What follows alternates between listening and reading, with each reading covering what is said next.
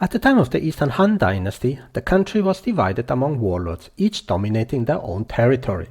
In the south, Sun Jian had established a powerful kingdom of Sun Wu, ruling over a large and prosperous region.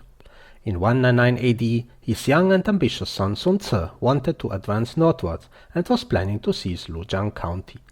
Lujiang was protected by the Yangtze River to the south and by the Huai River to the north. It was a place easily defended and difficult to attack. Furthermore, Liu Xun, the warlord who occupied Lujiang at the time, was known to be fierce and powerful. So Sun Ce knew that he could not launch a frontal attack. He had to come up with a plan. Taking advantage of Liu Xun's greed for status and wealth, Sun Ce sent an envoy to him to deliver a generous gift and a letter of praise. In the letter he stated that Liu Xun's fame and achievements were known far and wide and expressed a desire to establish good relations between the countries. At the same time, Sun Ce complained in the letter that his country was often being harassed by the nearby kingdom of Shangliao and asked Liu Xun to send his troops to help him subdue them. The area around Shangliao was very prosperous and Liu Xun had long wanted to seize it, but he had always been worried about possible attacks from neighboring states. However, seeing Sun Ce's apparent weakness and incompetence, he was relieved of any worries and decided to send his troops to Shangliao. His general, Liu Ye, tried to dissuade him and strongly advised against it, but how could Liu Xun resist? He had been blinded by Sun Ce's generous gift and sweet words. At the same time, Sun Ce was observing Liu Xun's every movement.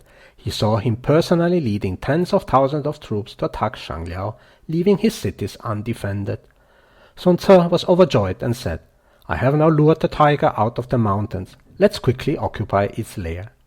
So he immediately led his troops to attack Lujiang by land and water. Facing almost no resistance, he successfully conquered the county. Liu Xun, in the meantime, was launching a fierce attack on Shangliao, but was facing strong resistance. When suddenly he received reports that Sun Ce had taken control of Lujiang, he realized he had been tricked and had no choice but to flee to the north and submit to Cao Cao. Sun Ce went on to lead more successful battles, but eventually died in May 200 AD at the age of only 26 from injuries suffered on the battlefield. The idiom, "to lure the tiger out of his lair," tells peoples to be flexible and adaptable in daily life. When facing difficult or powerful opponents, it is necessary to solve problems in a smart way, rather than acting recklessly and blindly confront difficulties head-on. I am Lao Cao. Thanks for listening, and more to come soon. Bye-bye.